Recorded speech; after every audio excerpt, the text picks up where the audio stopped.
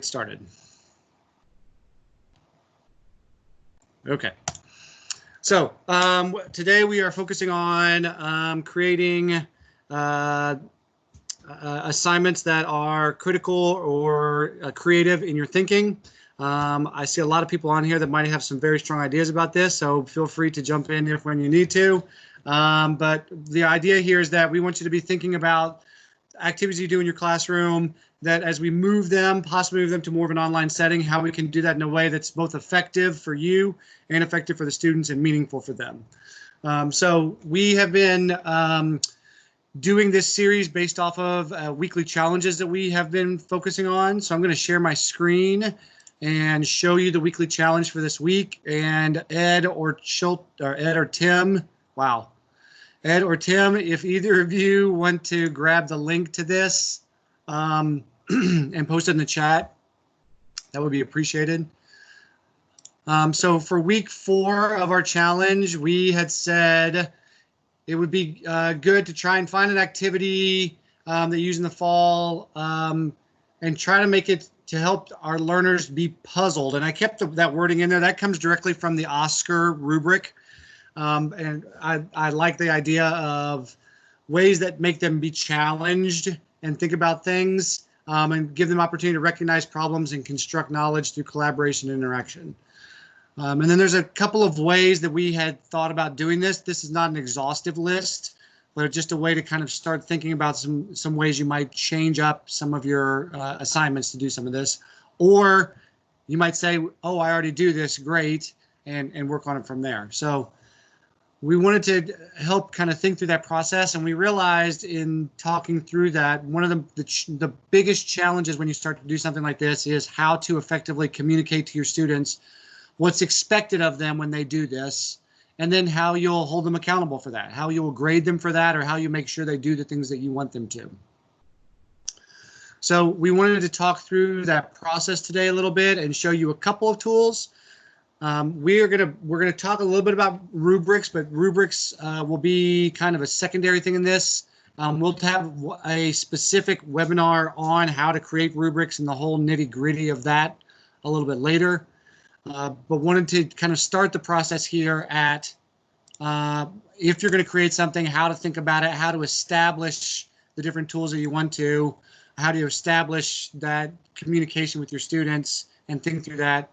And then either next week or the week after that, we'll get into some of the how to do rubrics if you want to do them in Blackboard. But we're going to look at some ways to create rubrics other places and how to use those in some different ways if you want to use those with your students. So I'm going to take a deep breath for just a second, let that sink in as we get started. And thank you, Tim, for adding that link in. So the link is there to the challenge.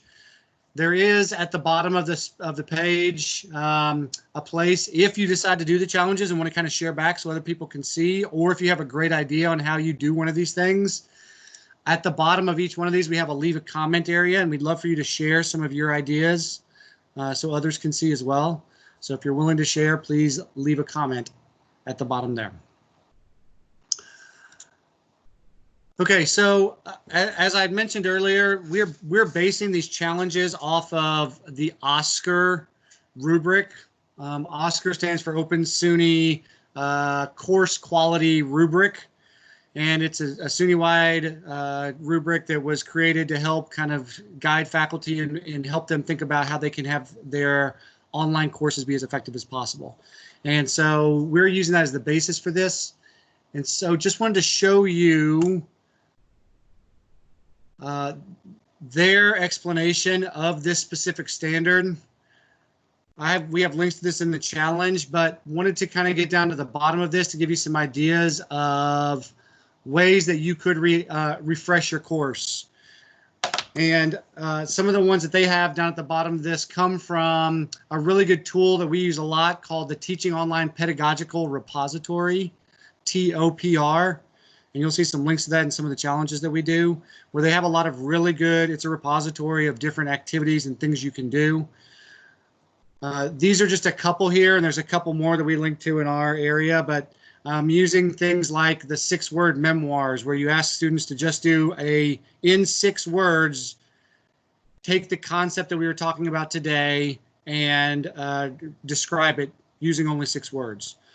So it's a good way for them to have to really synthesize maybe a lot of information in 6 words, and again, and allows you to not have a lot to grade. I'm going to echo something that was said in one of the previous ones. As what we're talking about in these is a lot of activities that aren't necessarily quizzes or things that are easy to grade. These often are more nebulous in grading. So we've heard from a couple people now that it's good to focus on making the final product that you grade not necessarily show all the work that they did, but be small enough that it's still manageable for you to grade. So we'll talk about some ways to be able to do that. But that's one I like this activity, is it's a great way for them to have to think about a lot of information and then condense it down into 6 words that would be effective for showing that. So you, in grading it, could quickly go through and read 6 words per person, a lot more than you could paragraphs upon paragraphs. If you notice on this site, there is a read more, so it actually takes you to the TLTC space where they have more information about this one. So if it is something that you're interested in, you could go there and get an idea on how to use it. There's also thoughts here on ways to use blogging as a reflection tool or critical thinking in online discussions. Again, I'm not going to go into each one of these activities, but I just want to give you some ideas of where you could start and be thinking about things that you could use. In addition, if I go back to our site, we tried to throw in some different examples of different ways to do this through digital storytelling, online discussions, through student-centered feedback, gallery walks. We just want to give you lots of ideas of ways you could think about making your activities more challenging, more puzzling, more either critical in your thinking or creative in your thinking with your students.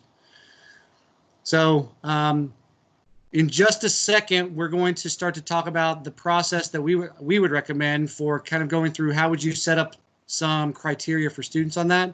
But what I'd like you to do is take a second and think about an activity that you might do this with, so you can kind of walk through it with us. So take a second and think about an activity you might do in the fall, and think about a way that you might be able to make it a little bit more creative or a little bit more critical, or one that you do that you think already fits that criteria that you would like to work with, and make sure that you're doing what we're going to be working through. But I want you to actually have something you can work through as we do this. So I'm going to be quiet for 30 seconds, let you think of something, write it down somewhere. And as we go through these processes right now, just think about how you would be able to do each of the steps we're going to talk about. And if you feel very brave and want to share with others, go ahead and type in the chat what you're thinking so that other people can get an idea as well. Not required, but if you feel brave and want to share, by all means, go ahead, please.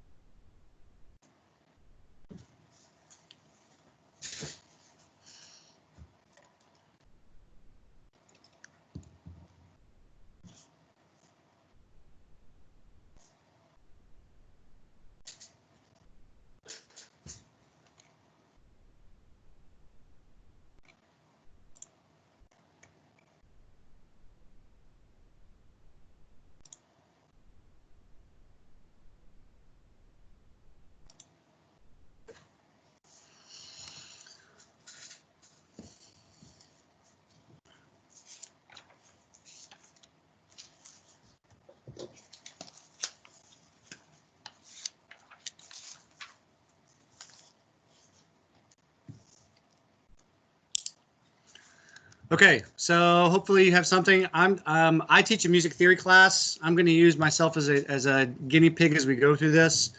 I have my students learn all sorts of different types of different harmonies in music, different concepts in music, and for the end of my class, what I want them to do is actually take a piece of music.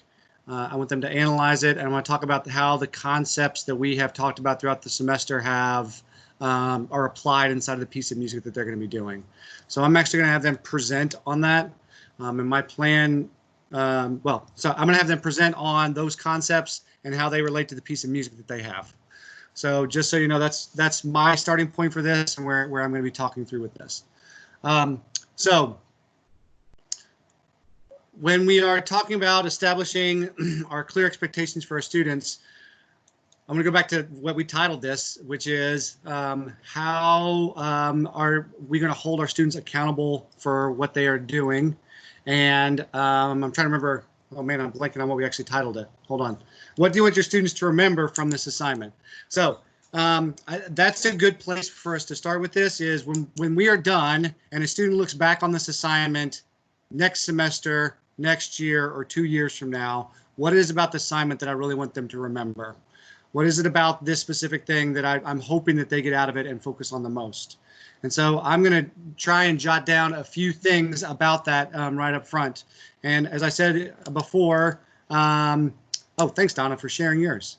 As I said before, I want them to be able to make connections between the concepts that we have and an actual piece of music.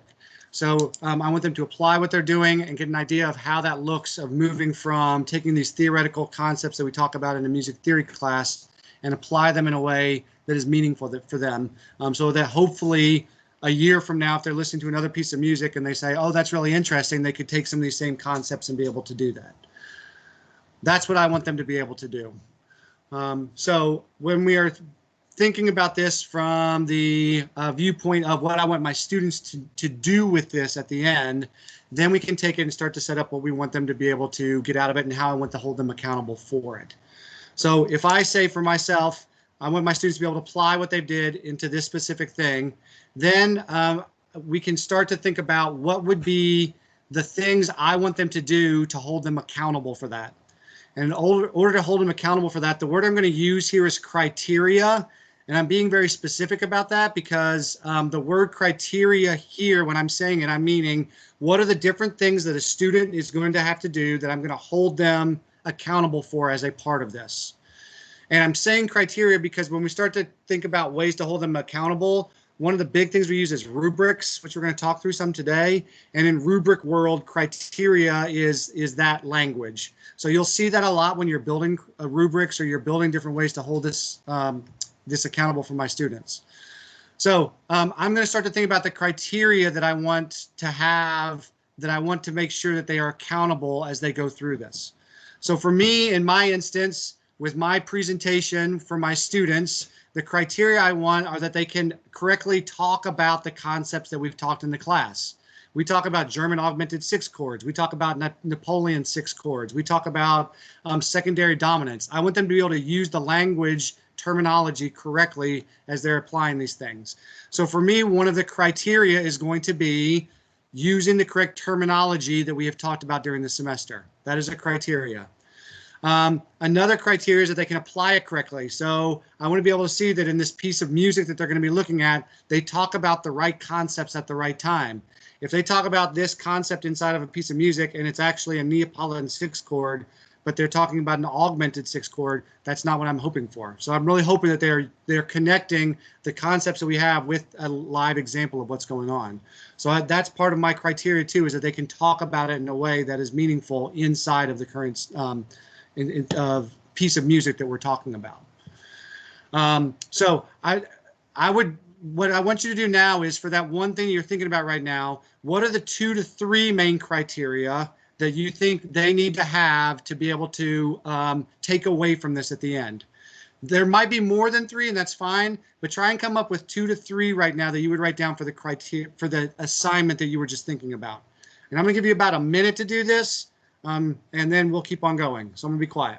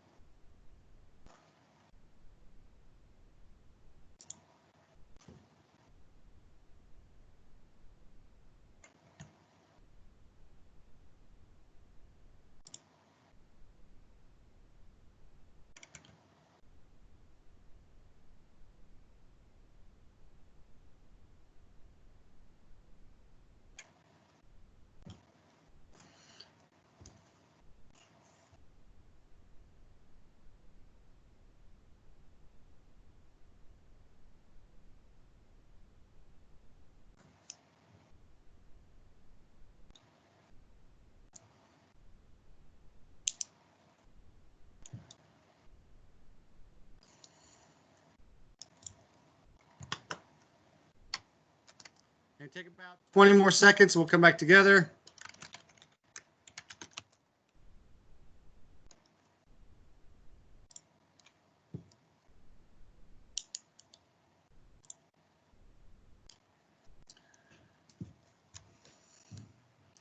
And Janet, you have a good question.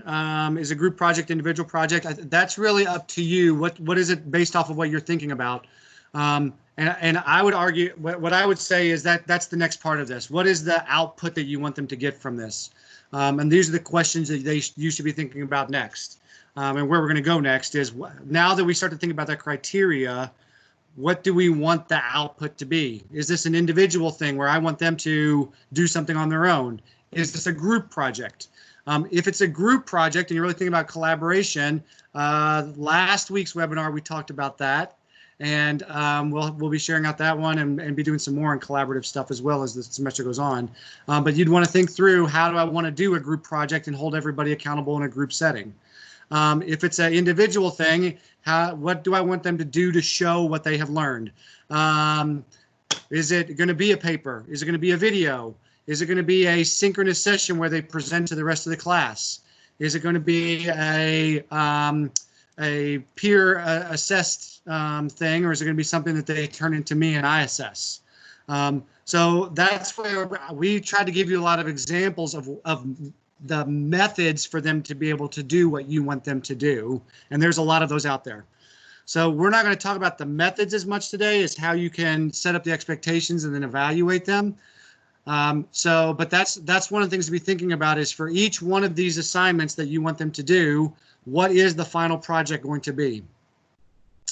And that's going to be dependent on you and what you're thinking about at this moment. For that one thing that you have right now that you are thinking about, what would be best for that?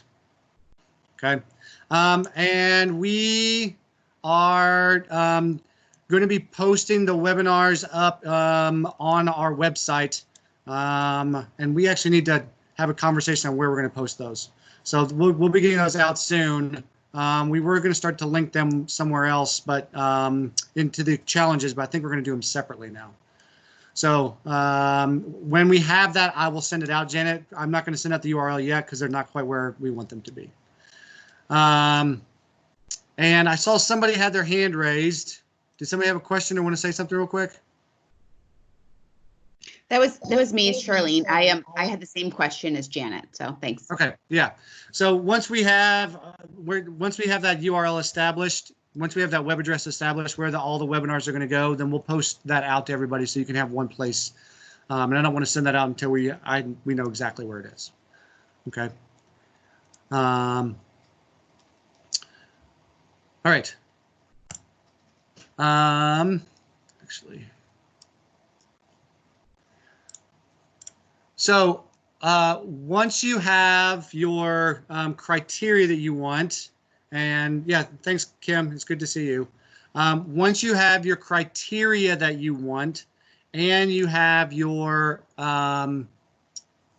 you have the method that you want, then what we all do is we build up our grade scale for this. How do you want to grade them on it? I'm going to give it 10 points for this portion of it. I'm going to give it 20 points for this portion of it. And so we often will already go ahead and build those out. Most of you have these in your syllabus already, right? You say, I'm going to give 10 points here. I'm going to give 20 points here. So you often have the criteria already listed, and you have points associated with each one of those. So that is very, that's great and strong and a good way to start out with this. And so if you don't have it, we would say, how do you want to break that up by points? So for me, I have a 50-point presentation. I want 10 points to be that they're using the correct vocabulary. I have another 10 points that says that they are going to be using they're connecting it to the right concepts in the piece of music. I have 10 points on just their normal presentation style, that it flows well together, and we talk a little bit about that. So those different criteria, then we assign points to and be able to move forward with that. What we would say is then, how can you then take for each of those criteria? So for my 10 points for my for my 10 points for my connecting to the concepts, how can I say if they have to get all 10 points? What does it mean if I want to give them 9 points or 8 points or 7 of those 10 points? And what we usually do is we put a lot of feedback onto the paper for them. We often will say, okay, you got it, you're missed here because you didn't do this. So you didn't describe this completely. So therefore you got 8 out of 10 points. But what we can start to do is kind of fill in a grid, which we are going to call a rubric, which can help with that. So I grade with the rubric now a lot because then instead of having to type in that feedback, I can say, here is what I'm going to do. Here's the feedback I want because you did do it great. You're going to get 10 points for using the right terminology. So you use the right terminology, you're going to get 10 points here. You use the right terminology, but you didn't always apply it in the right ways. You get 8 points here.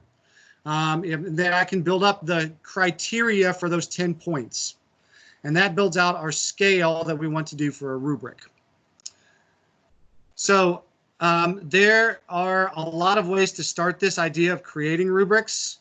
I'm going to share a couple right now, and then I'm going to let Ed share a couple tools that he's shown as well.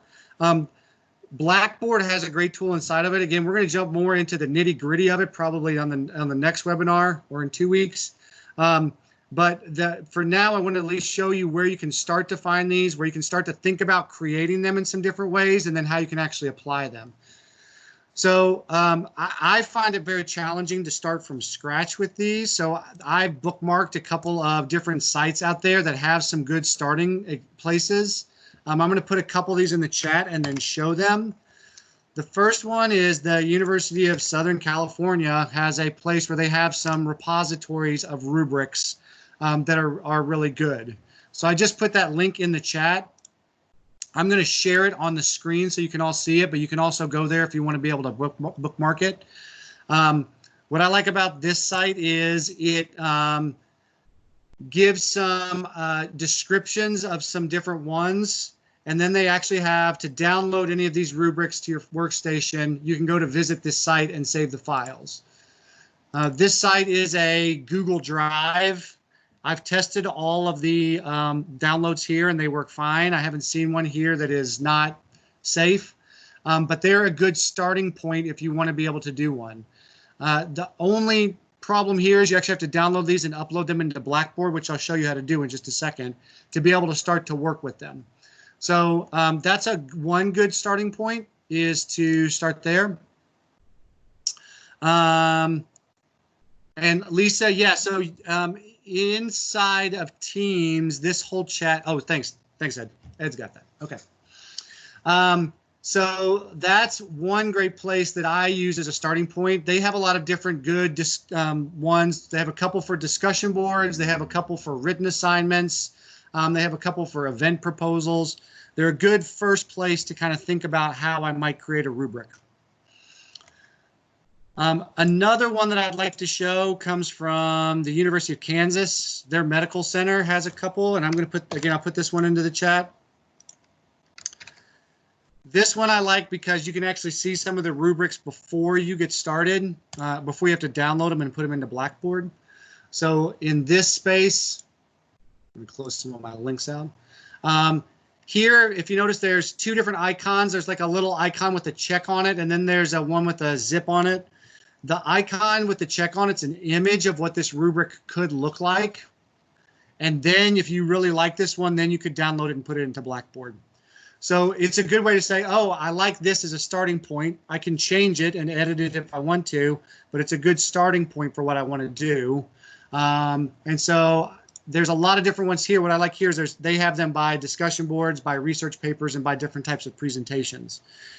Now, again, this isn't saying you'll use exactly these, but there are a good couple of places where we can get started with this. And then I'm going to pause for a second. Ed's got one or two tools that he wanted to show on other ways that you could create them if you want to start from scratch, but still use some templates to help out.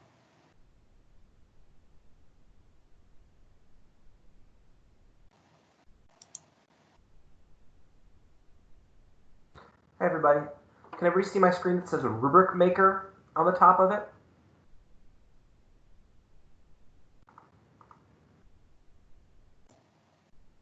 Yes, we can see it, Ed. Great, thank you. So this is just a website, rubric-maker.com, and it's something that it's a type of site I would have used back when I was teaching.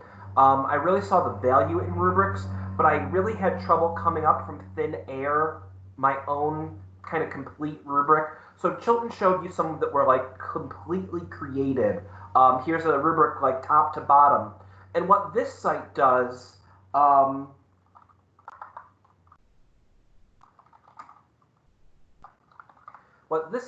is it helps you pick kind of criteria by criteria and create your own rubric from different pieces that you can put together. So I'm just going to go to this. I put a title in here, and I'm going to click on Make.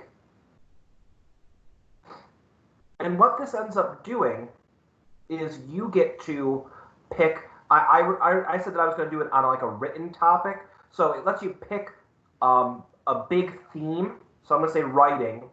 And let's say one of the things that I was really focused on for my project was how they organize their paper. So when I click on organization, I really like it auto-fills in some pretty good language that can be my starter to my rubric. And I can, of course, modify this and make it my own. But just having something that I can kind of like fill in the blanks a little bit or work around is really helpful to me. So let's say I was really worried about organization. Let's say I was really worried about proper citation. Okay, so I have a completed bibliography. And see, this is just auto-filled in for me. And what it's doing is it's both coming up with the things that I would put in the boxes, and it's also creating, kind of as a second hand, a checklist that I could also share with my students to be like, hey, before you submit this, these are the 5 things I'm looking for. These are the 3 things that I'm looking for. This is what I care about for this project. And a lot of these are very generic, right? And not associated with a specific topic. But I think that's okay, because I think that the stuff that's very specific to your topics, you can do just like that. But having something that's a little more broad might help get you started. And so I have these big areas I can pick from, and then the components here I can do. And this has been really helpful for me in the past when I really want to get a rubric started. So this is one site that I like, rubricmaker.com. And the other one, and you have to excuse this site because it is a little old-fashioned looking. It was originally funded by a national education grant, and they haven't updated the style of the website. But I just want to say that the style of the website isn't really the style of the website. Don't let that detract from how good it is. They have some really good criteria and some really good rubrics that you can pull and take from. So I'm looking right here that like a writing project, and this is pulling from the 6+1 writing traits organization, and it's got some great stuff here that can help you just get started. I know everyone's going to want to modify and make that rubric all their own afterwards, or add some things in that are very specific to you. But I just think that having like a starter like this can be really, really helpful. So I'm going to pop those 2 websites in the chat, and I'll let Chilton take back over. And Ed, I actually put them both in the chat as you were talking. Great, thank you. Yeah. Wow. So Sarah's going to create a new project for the puppet show. I like that. All right. So and Ed, really quickly, talk about how those once you create them, what does it do with them? How does it create a version of it for you? Give me a second. I'll share back my screen again. I was trying to be quick. After we're done with these, or after we built them in here, we can save it. We can view it just online. So here's what it looks like if I just view it online. It gives me so that I could print it out. But what I'm really concerned about is because I know that if we're going to do a rubric, we probably want to upload it into Blackboard. What I'm really concerned about is just that I can easily copy and paste it from where this is into either the Word doc or into the Blackboard course shell that I really want to do my grading from. So that's what's important to me. And I think that this is just really easy that I can, copy all of these, kind of idea starters and get them into what I wanted it to be. Thanks, Ed. And Donna, the answer to your question is yes. We're going to talk about it both today and a little bit in an upcoming webinar. We're not going to get down. We're not going to get far into the weeds today in rubrics. We just want to give you an overview of them and kind of how they are incorporated into assignments and how you can use them. We'll do another one where we can really get into editing them and changing them and modifying them. So just so you know on that. So I'm going to talk through. So Ed talked about there's some that the ones he created you can have as paper copies. You could have online and copy and paste into a rubric. The ones that I had shared were ones that are already created specifically for Blackboard, so that you can be able to upload them into Blackboard. And I want to go through that process really quickly of how you can take ones that are out there and bring them into Blackboard. So we're going to go through that process right now. And thanks, Ed. Just put in a great link to a video from Frank Thornton who talks about using rubrics. It's a great way to do that. So I'm going to share my screen again now. I'm going to use one of the ones from the University of Kansas system. One of the ones on oral presentations that I really liked. For things to come into Blackboard, they have to be in a zip file. So that's what this little icon is with the zipper down the middle of it. Usually when you click on it, this depends on your browser, but in my browser, it automatically downloads it into a specific area. Once I have that, then I can go into Blackboard and pull that in. So you have to download it onto your computer first, and then you're able to go into Blackboard and pull it in. So I have created a course that I'm going to go into right now. If I can find it. There it is. And inside of this course, where your rubrics reside is under Course Tools at the left-hand side. So by clicking on Course Tools, I can go down to my rubrics area, which is down here, and I can click on rubrics. And you can actually see I have a couple rubrics in here that we'll talk about later, but the important thing for now is there's an import rubric option up here at the top in the middle of the screen. And when I click on import rubric, it's going to say, where is the rubric that you want to bring in? And I'll click on browse my computer. And then I can go find the rubric that I just did. The rubric that I just downloaded is this one right here. Again, for me, I know in my browser that all of my downloads go into the downloads folder. This is going to be specific to your computer, but usually it's the downloads folder where they are. I can then bring that zip file in and then click submit. And it will bring it in. And usually this takes less than a second. It's a pretty quick process for a rubric. And when I click OK, that rubric is now in my list of possible rubrics to use. And this is this one down here at the bottom that I just brought in that I'm able to use then. If I want to view this in Blackboard, then I can click on the drop down and I can click either open if I just want to view it or edit it if I want to start making changes to it. So I'm going to click open and this will show me the rubric that's associated with this now and how I can use it.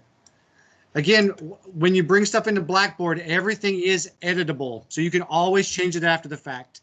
If you notice with the tools that Ed used, even when you brought those in, you could change the wording on them so they can be what you want.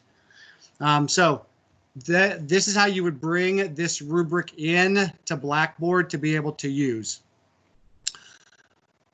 Once I have rubrics here, then I can set up the place where I want my students to submit their assignment. And I'm purposely using the word submit their assignment because this could be a submission of a link to a video. It could be a submission of a link to a presentation that they did in Google Drive. It could be a link to a voice thread. It could be a Word document, a paper that they are turning into you. This one tool inside of Blackboard allows you to allow students to turn in a lot of different things and then be able to grade it how you want to. So I want to talk through that process really quickly of how you connect it to something in Blackboard and what that would look like. All right, so I'm going to go to my content area. And I already have one example here that we can look at in a second for how to give feedback to students. But in order for students to submit something, that's under the assessments option and then assignment. And when I click on assignment, then I can associate a rubric with it that I want to. So we're going to call this our webinar example. I can put my instructions in right here if I want to. If I have them typed up, I can browse and add a link, or add an attachment to this. Maybe I have a Word document that has all the criteria and everything that I want them to know about right here. I can put a due date in, but under grading is where then we have associated rubrics right here. And I can go to my add rubric, and there's the first option is select rubric. So I can select one I've already created, or if I don't see one that I like, I can create a brand new rubric or create a new one from one of my current ones. I can create a copy of it and adjust it so it's right for this specific assignment. In this case, I'm going to do select rubric. And when I do select rubric, it's going to show all of the different rubrics that I have available to me. And I'm going to use my oral presentation rubric. So I'm going to check the box for this, and I can click submit. That rubric is now shown down here. This is a little bit in the weeds, and we'll talk more the next time, but there are two different types of rubrics. One are percentage based and one are points based. If it's percentage based, then I can still put in whatever points I want to here. So I can make this 100 points. If it's points based, then when I select that rubric, it will automatically add the points in for me up here. So just know that sometimes if it's percentage based, you'll still have to add in the points. If it's point based, it will automatically add in the points up here. Now, one of the things that I like about rubrics is it's very clear for students what the criteria is for them. For me, I want the students to see the rubric right from the front, from the moment they actually see this assignment. So at the far right side, there's something that says show rubric to students. And what I don't like in Blackboard, that's set to no. They don't get to see the rubric at all. So you have to change that if you want them to see the rubric either before or afterwards at all. You have to change the setting. So under where it says no, I can hover over it, and then I have the option of yes, I want them to see it with the scores or without the scores on it, or I only want them to see it after I've used it for grading purposes. Again, for me, and the point of this webinar is we want to be upfront with our students about the criteria we are grading them on. We want them to be successful on this, and we want them to know this is what I'm looking for. So I would suggest using yes with rubrics. If not, then somewhere you need to say, here's how I'm grading you so that they know that that's what's going on. So I'm going to say yes with rubrics. And then I can move on. There are other settings in here that I'm not going to go over because since we're focusing on this part of it for today. Once I have done this, then I can click submit. What I like about this and the way that I have set it up then is if I go in as a student and click on this, I would see all of the information. If I had said, here's all the instructions, or I had an attachment, that would all be here. But if you notice in the points possible area, it says view rubric right here. So as a student, I can go in and see this rubric up front and see how I'm going to be graded on this. Okay. Now on the back end, for you as the faculty member. Actually, let me say one other thing. If you use one of the tools that Ed showed, you could either copy and paste it into a rubric, which again, we'll go over that in the next webinar, or you could keep a paper copy of that and just attach it to this so they could see it. And then I'm going to talk quickly about how you can do either grading on a paper rubric and attach that back into the grade, or how you can use the rubric inside of Blackboard to grade quickly. Either way. So I am a professor and I'm ready to grade something that my students have turned in. This happens under the Grade Center in Blackboard. So if I go to the Grade Center, I go through the full Grade Center. There are other ways to do this. You can go through the Needs Grading link if you want to as well. I personally like the full Grade Center, so I go to full Grade Center. And then I can see that I have students that have entered something into here. And this is all anonymous stuff. This is just me making this up. I created all this, so you're not seeing a live class or anything. So I have students that have turned in an assignment here, and I want to grade those now. And I want to go through just a couple of these so you can see some different ways that this can work. So in order to grade this, I'm going to click on the drop down for a student and then click the attempt. And it's going to take me into that student's assignment. Now this one, the student put in a link to a Google Doc. This is actually a Google presentation. I can copy that link and put it in. So I can copy this. I can then go look at this presentation that the students have. This is the whole presentation. So I can then go back and grade this, right? If there were multiple pages in here, I could look at the whole thing. Now I'm going to go back into Blackboard. So I'm going to go back to my tab. And when I click on the area over here to link, my rubric shows up right here, my link to my rubric. So I can click on the rubric and now I can go through and say for reasoning and analysis, they did great. For focus on topic, they were proficient. For accuracy of facts, they were proficient. For their MLA, they were exemplary. For their mechanics, they were proficient. And down here at the bottom, it gives me a raw total of the score based off of what they've given. I can still change that if I would like to. I could say, you know what, I'm going to give them a 10.5 points, but I've still given them the feedback that I want them to see up here. I can type in additional feedback if I want to, and then I can click Save that rubric. That's one way to be able to do this. The last step is, now that I've put this into here, once you save the rubric, you still have to click Submit to actually save it. That is one of the interesting things of Blackboard. Here is a Word document that a student turned in.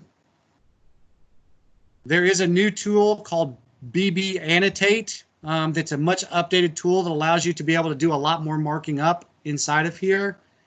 So I can actually mark up this page if I want to. Again, when I click on the points over here, I still have my rubric right here where I can click on it. So they could turn in a Word document. I can use this rubric. They could have a link to somewhere else. I could still use this rubric to be able to do it. Again, I would click on the rubric and be able to do what I want to. I am going to actually grade a different one of these because I want to be able to show you what it looks like from the student side as well. So in this case, I'm doing this all through Blackboard. I'm using the rubric tool in Blackboard so that they can know what that score is. So I'm going to grade this student user really quickly just so we can see this from the student side. This one is a link to a video. So I have my link right here. I can click on that. That will actually take me out to the YouTube video. Again, for large file sizes, we recommend that you post them somewhere else and then have the students link to it and just put the link inside of Blackboard. That we have webinars and videos on other places. Okay, hey everybody. You don't need to watch that video right now with me, but I can go back in and then be able to grade this using my rubric. So I've watched their video. I can come back in to click on the attempt. I can go through my rubric and I can say how well this student did. Again, if I want to change the score, I can click Save Rubric and I can click Submit. Now, what's nice for a student is when they go back in, And I'm actually going to go in as a student right now through the student preview option. And if I go back into that same place where I turned that in, which is right here, as the student, right over here is the rubric right next to my score. And when I click on the rubric, it actually shows me what was selected for me and gives me the feedback that I want. So I can now see how the faculty member graded me and the breakdown for each of the criteria that I had so that I get the feedback that I want and that I need. And so it makes it very clear for the student.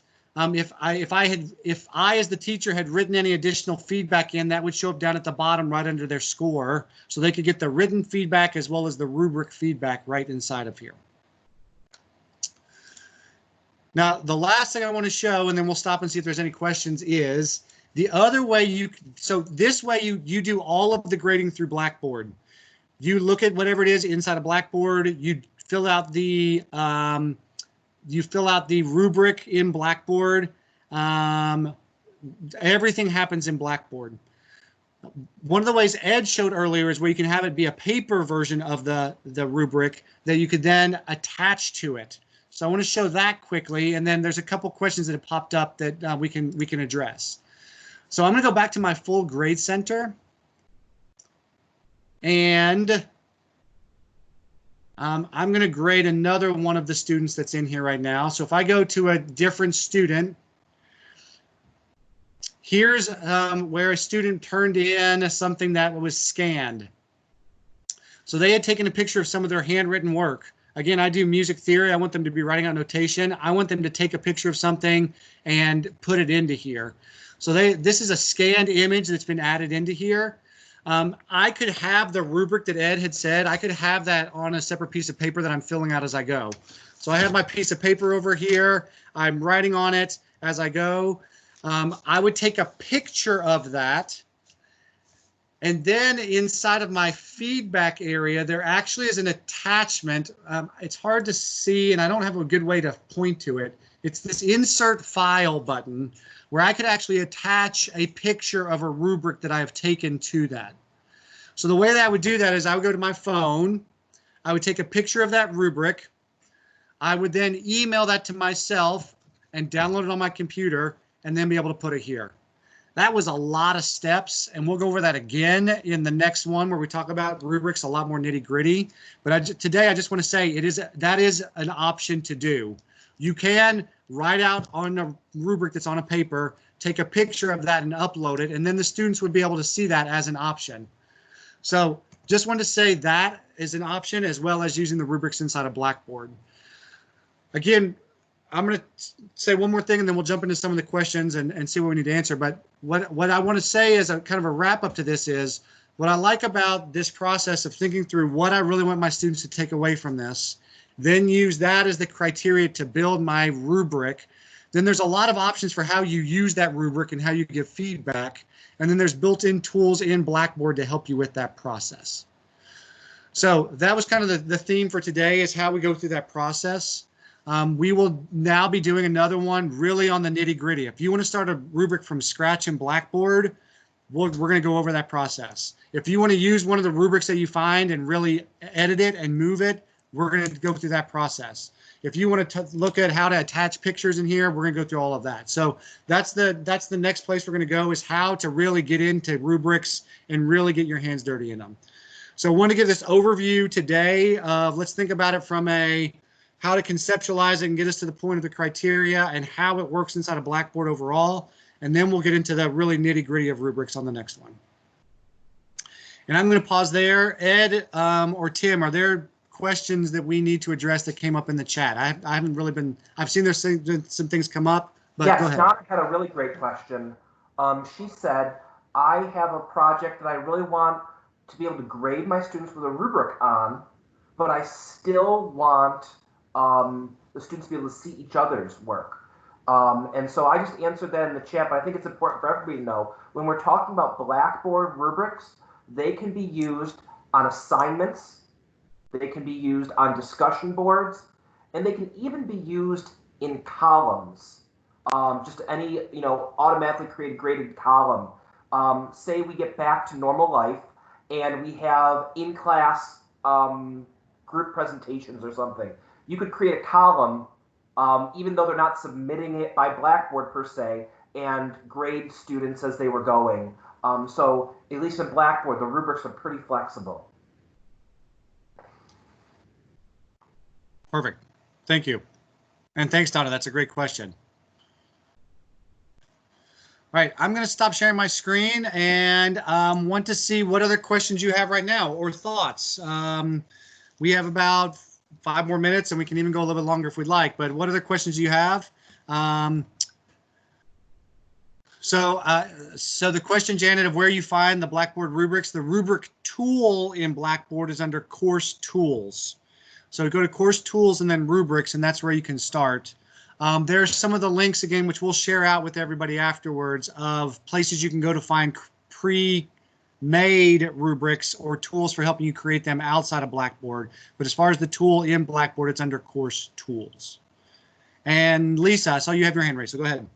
Yeah, I'm just curious because I think you did not use one of the rubric apps that Ed showed us. And I was just curious because you said in order to upload to Blackboard, it has to be in a zip file. And I'm aware of those, but again, I'm not very technologically advanced. So therefore, how, like, I assume I can save any file to a zip file? I don't know how to do that. Yeah, so sadly, no. So like for both the tools that Ed showed you, if you wanted to use those in Blackboard, you'd have to actually create them from scratch in Blackboard and then copy and paste from the tool that Ed used into that one. Those don't have a function for creating the rubric and then creating a zip file from it. The only place that I know of where you can create a Blackboard rubric is inside of Blackboard. So there, you can actually create it in Blackboard and then export it and share it with other people. So the sites I showed you were where somebody had gone into Blackboard and created a rubric and then exported it as, and it comes out as a zip file then, and then you would be able to upload it into somebody else's Blackboard course. So if that was gobbledygook, what I just said, again, that's part of what we'll talk about next week in the weeds. But there's kind of two different places that create rubrics that are more paper-based, and then places like a Blackboard that creates the rubrics that can be used inside a Blackboard where you can actually interact with them. So you can take these and copy and paste from them into Blackboard, but there's not a really good tool to take those and export them out so you can directly put them right into Blackboard. Does that help, Lisa? Yeah, yeah. And next week you said you'll be going through that, right? Yes. So, yes. okay, yeah. So I could always just create them because I was actually working on a project today and never realized that those templates with the wording is extremely helpful. Yeah. So I'll just try to get some things together that then I could use, be able to actually use next week's training as well. Thank you. This is very helpful. Hey, yeah, Ed, you're muted. That's what I would do is I would start to just, maybe put them in a Word document or just put them in there, because once you get used to it, then you can just copy and paste. And it is a little manual. You have to, cut, paste, and put it into Blackboard. But what's nice about Blackboard is you do that once, then you can reuse it. Yeah. Even better, the ones that Chilton showed you that are already in the Blackboard format. Oh, I agree. It's just hard being a new faculty member with 3 new classes. I keep telling myself, next year is going to be a piece of cake if I'm still alive next year. Yeah. Thank you. Well, and that's where as much as we can find resources to help you, so you're not having to start from scratch. That's why we want to try and get you part of the way there. Yeah. Thanks. All right. Thank you. Yeah. Thanks, Sarah. Yes, you have your hand raised. Hi, I have kind of a nitty-gritty question, I guess, maybe better for the next session. I have rubrics that don't quite follow that exact format. And I also use like some negative points. Can Blackboard deal with that, or can Blackboard deal with that? I'm going to start here, but Ed or Tim or anybody else jump in. By default, I don't think they can. What I usually do for that is I have at the bottom, it automatically adds the points positive points together, but then Sure. in the feedback, I can say, based off of the last part, I'm taking off 2 points for this reason, and then I can manually take off those points inside of here. That's how I would do it. I don't think there's a way you can set negative points in a rubric in the Blackboard tool. Sure. Yeah. Okay. And yeah, there's, you know, I've seen a lot of different rubrics now, and yes, there are ones that don't fit exactly into here. I've been able to shoehorn most of them in some way, but yeah, sometimes there are some different ways you have to kind of figure out how to make the tool work. Or, oh, there you go, Ed, thank you. You know, maybe you use a paper one and take pictures of it like we were showing at the end, and you do it that way. So there are some other ways to be able to do that as well. Awesome. Okay. Thank you. And thanks, Ed. I'll take a look at this. Thank you.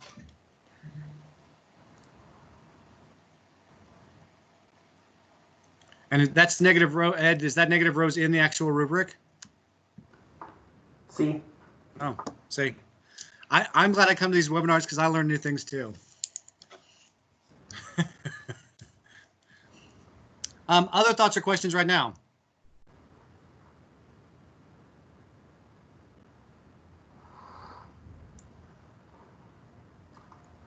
All right, then I'm going to stop our recording.